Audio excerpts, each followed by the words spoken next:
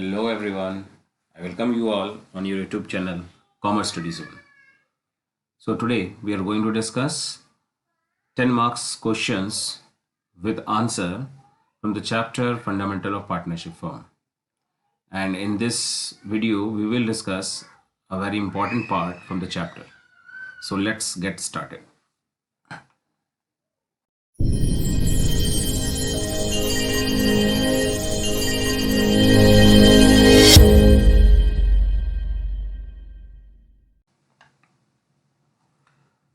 Okay, now so let's start with the first question. So first question हमने लिया है from as a question जो कि बहुत ही आजकल सभी जानते हैं कि पेपर्स में आता ही है. That is basically assertion and reason based question. So the question is assertion salary provided to the partner is shown in profit and loss account. तो कहा गया है जो पार्टनर्स को सैलरी प्रोवाइड किया जाता है वो प्रॉफिट एंड लॉस अकाउंट में आता है. And the reason is given as salary provided to the partner is charged against profit and paid at a fixed rate. और रीजन में ये कहते हैं कि जो पार्टनर को सैलरी प्रोवाइड किया जाता है उसको चार्ज अगेंस्ट प्रॉफिट माना जाता है और वो एक फिक्स रेट से पे होता है. नाउ इससे पहले कि हम चार में से अपना एक आंसर चुने, सबसे पहला काम जो हमें फॉलो करना है that is to categorize both these statement as true और false depending upon the concept given. So let's check the concept given here. Salary provided to the partner is shown in profit and loss account. Yes, salary is shown in the profit and loss account, but not the salary given to the partner. Actually, एक salary है जो कि employees को pay होता है, एक salary है जो कि पार्टनर्स को पे होता है. And partners are not the employ. That is why जो सैलरी हम एम्प्लॉयज को पे करते हैं वो तो प्रॉफिट लॉस में आता है. That is very true. But जो सैलरी पार्टनर्स को पे होता है that is not that salary and that is why that is shown in profit and loss appropriation account. So ये स्टेटमेंट ट्रू नहीं है बल्कि ये क्या है, false. Second statement, salary provided to the partner is charge against profit. तो पहले तो हमें ये जानकारी होना चाहिए कि चार्ज अगेंस्ट प्रॉफिट क्या होता है. तो चार्ज अगेंस्ट प्रॉफिट का मतलब होता है कि whenever any kind of expenditure is paid irrespective of the amount of available profit. यानी बिजनेस में प्रॉफिट हो या फिर लॉस हो, प्रॉफिट चाहे ज़्यादा हो चाहे कम हो, कुछ भी हो, बट जिस आइटम को चार्ज अगेंस्ट प्रॉफिट कहते हैं वो पे करना कंपलसरी हो जाता है. तो ऐसा nature salary to the partners का भी नहीं होता है, इसलिए ये स्टेटमेंट भी क्या है, फॉल्स. तो इस तरह से दोनों के दोनों स्टेटमेंट फॉल्स हैं. एंड अकॉर्डिंगली अगर हम दिए गए इन चारों कोड्स को देखें तो पहला कोड नहीं हो सकता आंसर, सेकंड कोड भी नहीं हो सकता, थर्ड में लिखा है both A and R incorrect, and चौथा ऑप्शन जो भी है उससे कोई अब मतलब नहीं क्योंकि ऑप्शन नंबर थर्ड में हमारे आंसर्स हमें दिखाई दे रहे हैं. और जिसके एक्सप्लेनेशन के तौर पर मैंने कुछ लिखा हुआ है, आप देख सकते हैं डिटेल में. देखिए इस तरह हमें एग्जाम में लिखने की जरूरत नहीं है, but this is a video for education purpose, for understanding purpose, इसीलिए मैं इसमें पूरा लिख कर दे रहा हूँ. सो असर्शन में लिखा गया है फॉल्स है क्योंकि ये शो होता है profit and loss appropriation account, very short summary के तौर पर. एंड रीजन भी फॉल्स है बिकॉज चार्ज विथ एप्रोप्रिएशन होता है salary and it is paid as per the terms of the deed. Salary को एक फिक्स रेट से कभी भी पे नहीं किया जाता है बल्कि सैलरी ऑलवेज डिसाइड होता है पार्टनरशिप डीड में by mutually all the partners. So that is why option C was the correct answer. Now let us move to the question number 2. ये रहा. X, Y, and Z are partners in a firm, sharing profits and losses in the ratio of 6:4:1.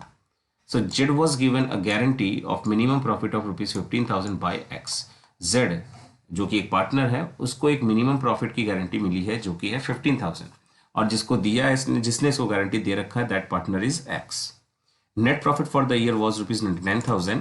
So you are asked to calculate the share of X. यानी X का share of profit पता लगाना है कितना होगा, definitely after the adjustments of given guarantee. So accordingly आइए देखते हैं आंसर क्या होना चाहिए.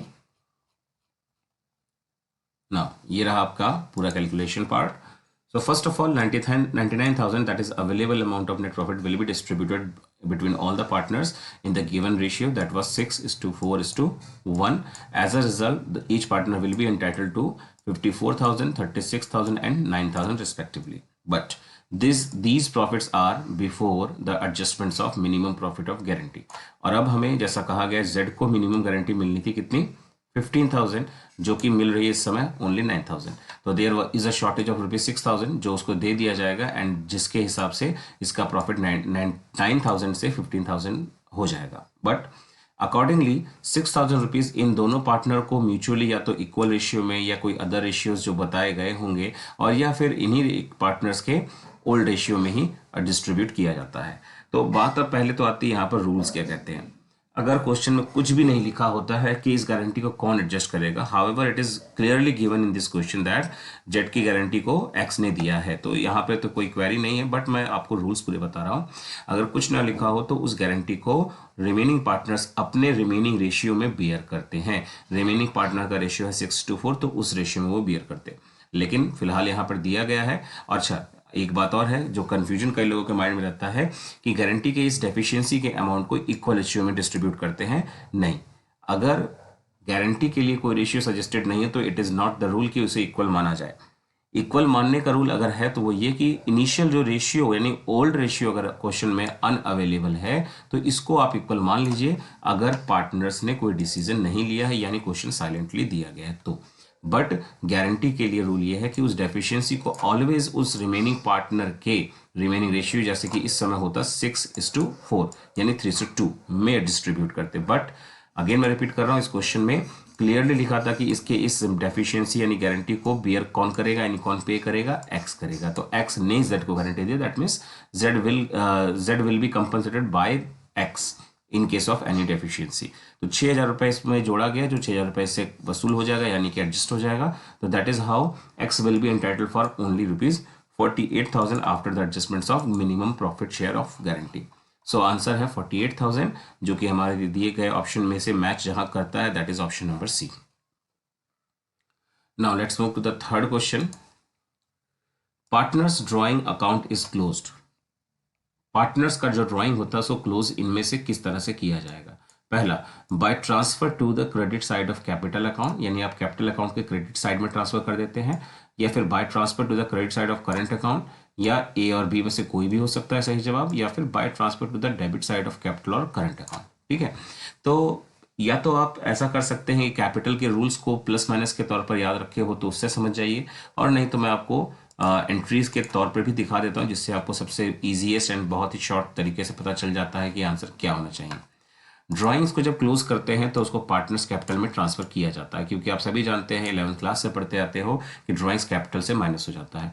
तो पार्टनर का कैपिटल अकाउंट कम करना है, यानी करंट अकाउंट हो या capital account depending upon the circumstances, तो कैपिटल हो या करंट अकाउंट उसी में क्लोज करते हुए ट्रांसफर किया जाता है, और अगर उसे कम करना है, कैपिटल कम होगा तो वो डेबिट में आ जाएगा। So that is why partners capital account और current account debit to drawings account, ये एंट्री बनती है ड्राइंग्स को कैपिटल और करंट अकाउंट में ट्रांसफर करने के लिए। और इस एंट्री में ड्राइंग्स को कहाँ भेजा गया है, पार्टनर्स कैपिटल या करंट अकाउंट के किस तरफ, डेबिट साइड में।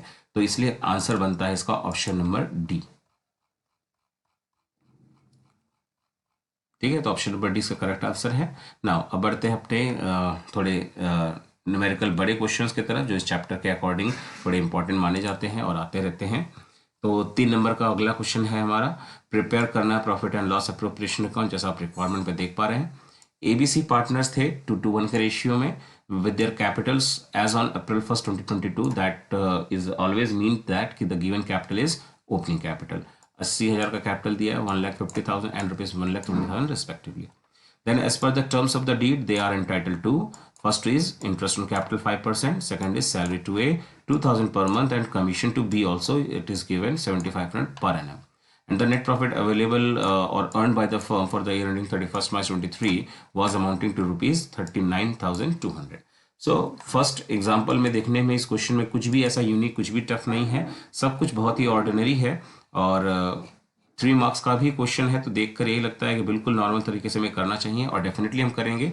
बट देखते हैं कुछ ऐसी बात जो सामने आती है जो थोड़ी सी हमें यूनिक लगेगी और जो थोड़ी सी अजीब है, जिसके वजह से हम इस क्वेश्चन में एक नया काफ़ी यूनिक कॉन्सेप्ट देखेंगे जो एग्जाम में बहुत वाइटल बन जाता है।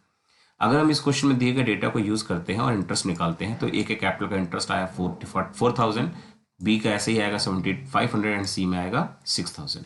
ऐसे ही अगर सैलरी जो सी को दिया जाना है वो कैलकुलेट करते हैं तो 2,000 per month it was given, and for annual for the whole year it will be rupees 24,000। and commission it is given as only rupees 7500. Now the total of all these items, salary, commission and interest मिलाकर बनता है 49,000, close to 50,000. But as you all know, the available profit is only rupees 39,200. So this is the main issue in this type of question.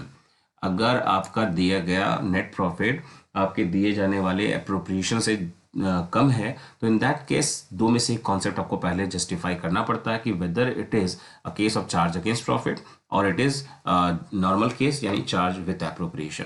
अगर ये charge against profit होता तो इसमें जितने भी टर्म्स लिखे गए हैं वो सब पूरे अमाउंट से, यानी 7500 है commission, 24,000 salary, 6,000, 7500 and 4,000 for interest will be payable to the partners. लेकिन वैसा क्वेश्चन में लिखा होना चाहिए, बट हमारे क्वेश्चन में ऐसी कोई स्टेटमेंट नहीं लिखे थे जिससे साबित हो जाए कि ये चार्ज अगेंस्ट प्रॉफिट है. That means it is a case of charge with appropriation. और चार्ज विद अप्रोप्रिएशन का मतलब होता है कि ये जो कुछ भी आप देख रहे हैं इनको देना तो पड़ेगा हमें क्योंकि प्रॉफिट तो हुआ है, but it will be proportionate to the amount of available net profit. यानी कि अगर नेट प्रॉफिट हमारा सफिशिएंट है तो हम लोग पूरी वैल्यूज के साथ देंगे. अगर नेट प्रॉफिट हाफ है, मतलब 49 के कंपैरिजन में हाफ है, तो इन सभी वैल्यू को हाफ कर लेंगे. अगर 49 के कंपैरिजन में 1/3 1/4 ऐसा है तो ये सभी 1/3 1/4 हो जाएंगे एज ऑन.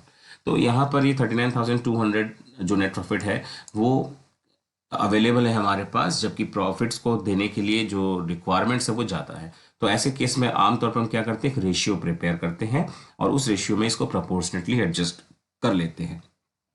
तो ये नोट्स हैं जो मैंने लिखे हैं कि the available profit that is 39,200 is not sufficient to appropriate interest, salary and commission. जैसा आप देख पा रहे हैं, इंटरेस्ट, सैलरी एंड कमीशन को बांटने यानी देने के लिए ये अप्रोप्रिएट नहीं है. So all these will be provided in the proportion of available profit only. तो जितना प्रॉफिट हमारे पास अवेलेबल होगा हम उसी के अकॉर्डिंग इसको डिस्ट्रीब्यूट करेंगे या एडजस्ट करेंगे या प्रोपोर्शनेट करेंगे, what ever you can say.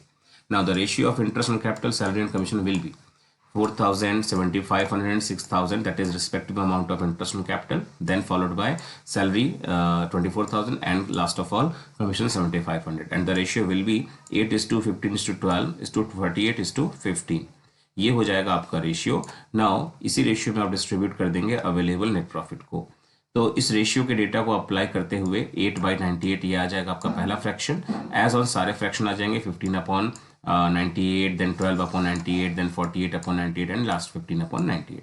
तो हम बार बार 98 से डिवाइड ना करके एक ही बार में मैंने 98 से डिवाइड कर दिया है मेन नेट प्रॉफिट को, जो काट पीट करने पर 400 आता है, देन रेस्ट मल्टीप्लिकेशन बाकी रह जाता है. यानी बेसिकली आपको इन सब के इंडिविजुअल फ्रैक्शंस को मल्टीप्लाई करना है किससे, अवेलेबल नेट प्रॉफिट से, and that will be the proportionate amount of interest, salary and commission, जो रेस्पेक्टिवली आ रहा है 3,200, 6,000, 4,800 and 19,200 and last again repeated 6,000.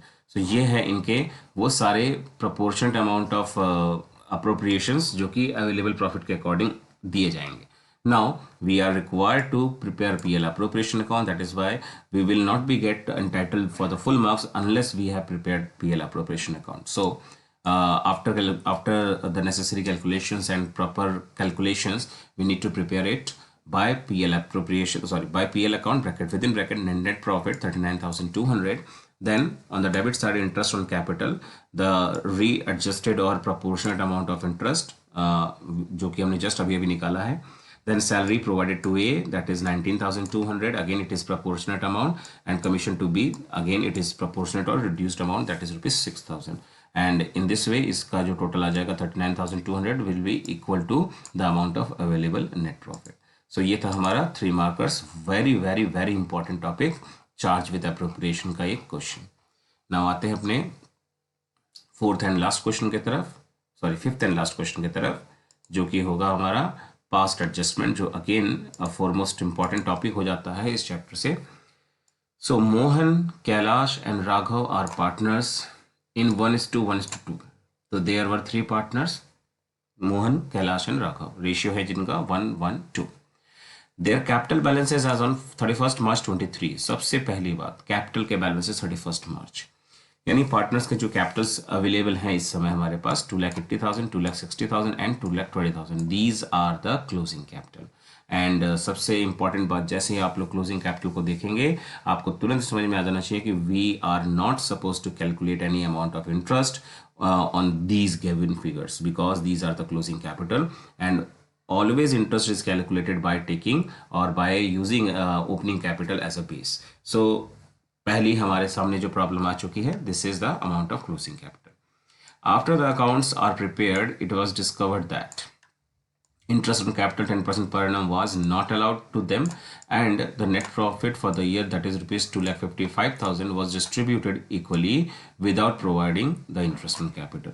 So in this paragraph an error is indicated that interest on capital was not provided to them.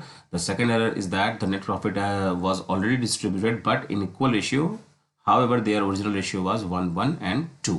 So एक ratio में बांटने की भी mistake है, interest on capital को भी नहीं दिया गया था, and pass necessary and adjustment entries assuming that annual drawings of the partners Mohan, Kailash and Raghav के एनुअल ड्राइंग्स दिए गए हैं, यानी कोई पैटर्न नहीं है, बिगिनिंग मिडिल एंड जैसा कुछ नहीं है, सिंपल से ड्राइंग्स की एक वैल्यू दी गई है, वो है 80, 50 एंड 40,000. सो अब आपको इस क्वेश्चन में पास्ट एडजस्टमेंट ड्रॉप करना है जिसमें कि इंटरेस्ट ऑन कैपिटल के एरर का करेक्शन होगा. बट जैसा मैंने अभी कहा था, जब भी आपको इंटरेस्ट निकालना है कैपिटल्स पर तो आपके पास ऑलवेज ओपनिंग कैपिटल होना चाहिए, and right now we don't have the opening capital, so first requirement is that to calculate the opening capital. So this is the calculation sheet that is to calculate the amount of opening capital. First of all closing capital जो कि given है question में वो हमने लिख लिया है 280,000, 260,000 and 220,000. Then फॉर्मूले के अकॉर्डिंग प्लस हो जाता है drawings, that is opposite impact, क्योंकि हमें वापस उसके ओपनिंग फिगर तक जाना होगा. 80,000, 50,000 and 40,000 respectively as given in the question. Afterwards, deduction of the amount of profit already distributed, and जैसा कि क्वेश्चन में आपने पढ़ा समझा कि इनका रेशियो तो 1:1:2 था, बट इन्होंने इक्वली उसको बांट लिया था अवेलेबल प्रॉफिट को, दैट वाज 2,55,000. तो 85, 85, 85 को इन्होंने इक्वली बांट लिया, एंड अकॉर्डिंगली जो इनका फाइनली ओपनिंग कैपिटल था उस ईयर में, that is rupees 2,75,000, 2,25,000 and 1,75,000. Now अब आपको भूल जाना कि इस क्वेश्चन में ये कैपिटल्स भी थे, मतलब जो कैपिटल्स दिए गए थे that was actually closing capital, but now अगर हमको कूल एंड काम रहना है तो ये मान के चलना कि ये रॉन्ग वैल्यूज है. अब हमारे लिए जो असली वैल्यूज है वो ये है, कैपिटल्स जिस पे हमें कैपिटल का इंटरेस्ट निकालना है वो ये वैल्यूज होने वाली है. ओके, नाउ अकॉर्डिंगली ये है हमारा टेबल, एंड अकॉर्डिंगली हम उसके आगे सॉल्यूशन भी बनाने वाले हैं. So the first step is to write up the amount of original interest on capital which has to be given to the partners. तो इंटरेस्ट ऑन कैपिटल जो दिया जाएगा यानी क्रेडिट किया जाएगा, इन सभी का 10% जैसा कि क्वेश्चन में लिखा हुआ था कि they are entitled to interest 10% per annum. तो respectively 27,500, 22,500 and 17,500, in total 67,500. And then other than interest there is nothing to distribute, so we have to distribute the remaining amount of profit, that is out of 2,55,000 after payment of the interest, the remaining amount, that is 1,87,500, will be distributed in their agreed ratio, that is 1:1:2. Accordingly they will be entitled profit share as 46,875, 46,875 and 93,75. Okay, now दोनों credit है क्योंकि interest on capital भी उनको दिया जाएगा, profit भी दिया जाएगा. Then the total will also represent credit, जिसका टोटल बनता है 74,375, 69,375 एंड 1,11,250. ये हो गया अब तक पार्टनर्स को जो मिलने वाला है, यानी कि उनको as per the terms of deal net profit में से इतना मिलता, but actually they have distributed the profit already in their equal ratio by means the as a wrong calculation उन्होंने प्रॉफिट को इक्वली बांट लिया. तो जो प्रॉफिट वो बांट चुके हैं अब वो उनसे वापस भी ले लेंगे यानी माइनस कर लेंगे, तो लेस किया है इसलिए डेबिट लिखा गया है. प्रॉफिट ऑलरेडी जो डिस्ट्रीब्यूट हो चुका है 85,000, 85,000, 85,000, एंड इसके बाद जो डिफरेंस इन दोनों के बीच में आएगा that will be the answer. तो 74,375 एक ये वैल्यू एंड 85,000, बस का कंपैरिजन करना है, डिफरेंस आएगा 10625 and the greater amount is 85,000, that is why debit यहाँ पर लिखेंगे हम. ऐसे ही बाकी में भी आप ट्राई करिए, बाकी में भी डिफरेंस लिखिए और बड़ी वैल्यू जैसे कि इस समय भी 85 वाली ही है यानी डेबिट, तो वो भी लिख दिया हमने, एंड लास्ट वाले में ऐसे ही क्रेडिट. तो अकॉर्डिंगली आपके सामने आपकी एडजस्टमेंट एंट्री तैयार है, and which is Mohan's capital account debit, Kailash's capital account debit to Raghav's capital account with these respective amounts. Current account तो यहाँ लिख नहीं सकते हो आप क्योंकि फिक्स्ड कैपिटल नहीं था. So this is how आज हमने 10 मार्क्स का वर्कशीट डिस्कस किया है, जिसमें कि फंडामेंटल ऑफ पार्टनरशिप के कुछ वाइटल कॉन्सेप्ट्स को हमने टच करने की कोशिश की है. उम्मीद करते हैं ऐसे ही आने वाले दिनों में मैं आपको अलग अलग चैप्टर्स के 10-10 नंबर के या कुछ अलग अलग वेटेज के वर्कशीट प्रोवाइड करूंगा with question and sufficient solution and explanation also. So with that you all need to subscribe my channel, regularly visit on it. Then अगर आपको चैनल अच्छा लगेगा तो आप इसको ज़रूर से ज़रूर लाइक करें और साथ साथ अपने फ्रेंड्स को जरूर शेयर करें. सो मिलते हैं नेक्स्ट वीडियो में, तब तक के लिए take care and bye bye.